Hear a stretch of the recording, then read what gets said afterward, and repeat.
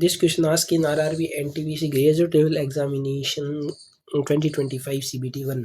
What it say? It say that an election between two candidates, 84% of the registered vote cast their vote and 20% of the vote were found invalid.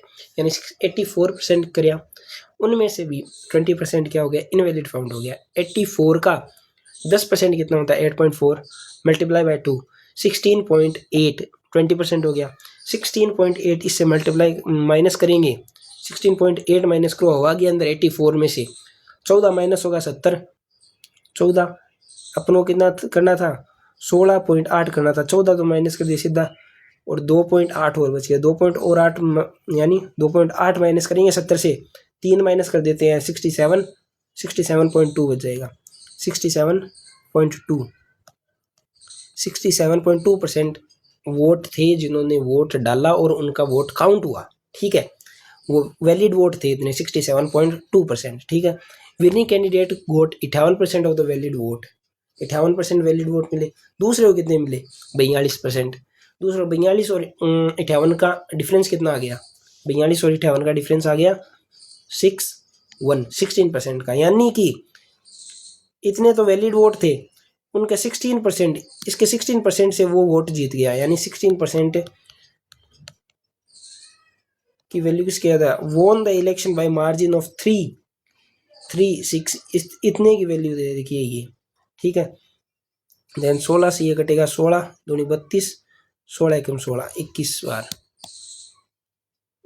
Just a second. Then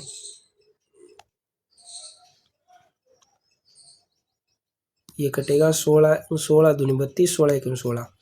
then इसको इससे cut करेंगे तो कितनी बार cut होगा, ये कटेगा 6 नहीं 3